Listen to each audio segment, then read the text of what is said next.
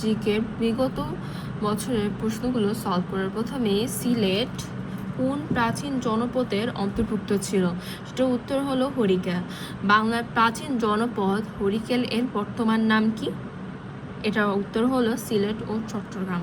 বাংলাদেশের বৃহত্তর ঢাকা জেলা প্রাচীনকালে কোন জনপদের অন্তর্ভুক্ত ছিল?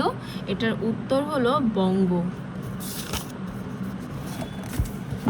এরপরে আসি, বাংলার সর্বপ্রাচীন জনপদের নাম হলো কুন্দ।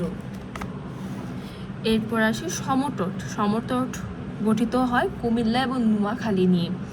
প্রাচীন বাংলা হরিকেল জনপদ অঞ্চলভুক্ত এলাকা হরিকেল। হরিকেল কথা যদি বলি তাহলে এটা অ্যান্সার হবে চট্টগ্রাম। বাংলাদেশ ও ভাষা নামে উৎপত্তি বিষয়টি কোন গ্রন্থে সর্বাধিক উল্লেখ করা হয়েছে? সেটা উত্তর হবে আইনি আকবরী।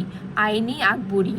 এরপর বাঙালি জাতির প্রধান অংশ কোন মূল জাতিগোষ্ঠীর অন্তর্ভুক্ত? সেটা উত্তর হবে অস্ট্রিক জাতীয়। এরপর প্রাচীন পুঞ্জনগর কোথায় অবস্থিত? অবশ্যই এটা অ্যান্সার হবে মহাস্থানগড়। পুঞ্জনগর কোন জেলা অবস্থিত? পুঞ্জনগর কিন্তু আমাদের বগুড়া জেলা অবস্থিত।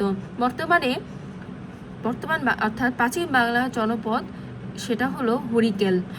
বাঙালির দৈহিক গড়নে সবচেয়ে বেশি মিল রয়েছে কোন জনগোষ্ঠীর সাথে? সেটা হবে অস্ট্রেলিয়ার সাথে।